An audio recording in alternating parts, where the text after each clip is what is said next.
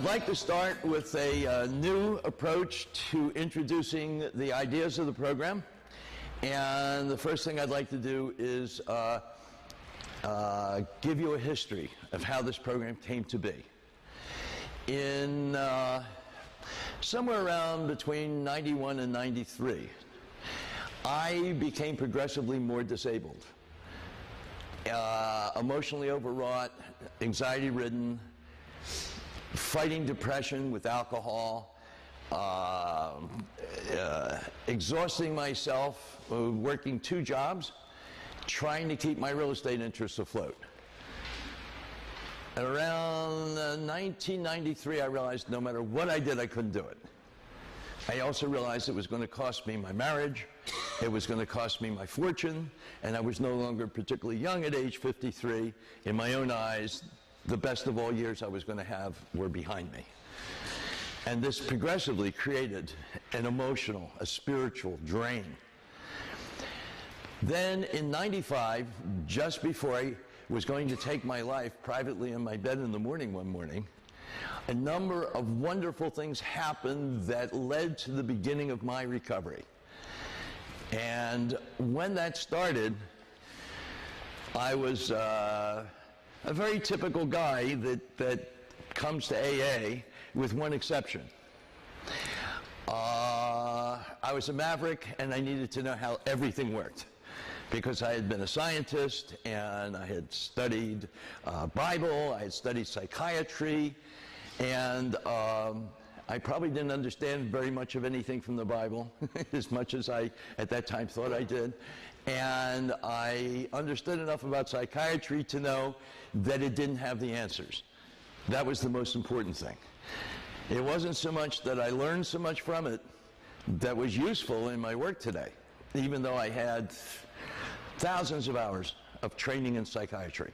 Because my wife was a psychiatrist, I tutored her through her boards, I studied with her, I helped her in her practice, I even helped her with the analysis of particular patients who had social backgrounds too far into her life for her to really understand. Besides, it's not a psychiatrist's job. They deal with symptoms, they don't deal with fixing the causes. In fact, on a good day, a really great psychiatrist can actually predict what the illness is and prescribe something to try to lessen the symptoms on a trial and error basis. Today, a very dear friend, Max Schneider, who is a psychiatrist, he teaches in medical school at the level of residencies. He has actually been conducting an incredibly high-level research project in predicting from brain chemistry waves exactly which medications will do what to exactly what person. It's a wonderful work. So science keeps moving forward. And it moves forward through the work of people like ourselves. People that have an open mind, that look at new ideas, that are very critical, and I want you to be very critical. Now, most people think critical means you're supposed to put everything down. No, I think you're supposed to kick the tires of everything that's been said to you to be true, unless it is so clear to you that it's true that you don't need to. I started out at AA at the beginning of my recovery. 3 meetings a day for 2 years, and then I resigned. You can't really resign because they say I have to come back for life. Oh, no, I didn't. They had to come back for life. I had to absorb the healing of fellowship, the socialization of being with people who were charged with the responsibility that we don't judge each other, because my emotional state could not bear to have to be judged. I was already judging myself severely enough where I wouldn't have needed to be there.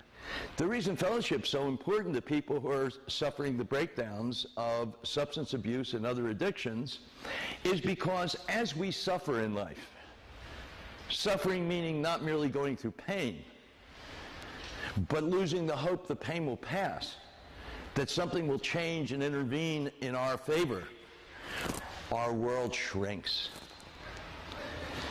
In fact, it got so bad for me that at one point in my depression, I could only see in black and white some of the times when I was at my bluest and worst. I lived in a shadowy world of complete despondency. and tremendous energy to fight to overcome it, but terrible hopelessness. That's why I was going to end my life. And the knowledge of what happens to you when you're severely depressed, as I experienced it firsthand, became a godsend.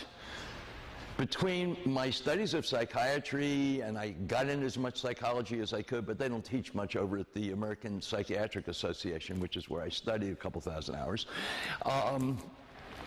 The study of Bible, which was enormously helpful to me, even though at that point I didn't understand it. Having been out among people at all economic and psychological and sociological levels, because I'd been a landlord to the poor, that's what drove me broke. I didn't understand, but I eventually came to understand. I got to see the mindsets of people who so often are, in fact, in emotional suffering. And let's say my own natural inclination to be a scientist, my own suffering, and my tremendous desire to learn how this works. I just heard a statistic that only 8% of the people that walk in the door to get a white chip, this is the beginning of my recovery, is it effective for. So in this country of something like 40 million addicts of one kind or another, not counting just psychological addictions, and if you count psychological conditions, I assure you it's more than half the country. But in this country of 40 million diagnosed, accepted alcoholics and other substance abuse addicts, I know that sounds amazing, that's over 10% of the population. Some people estimate it even much higher. There are only, the last time I checked, there were only 1 million members of AA, and if you counted AA, NA, CA, and all the rest of them, they only add up to 1.5 million unique people. Because although if you added their memberships, it would be a bit bigger number, an awful lot of people belong to all of them. And because all these things travel together, these bad guys travel in groups.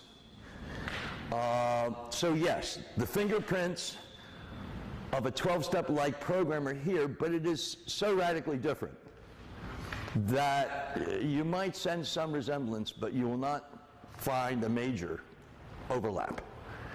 I know, because I've been through both and I've written books on both.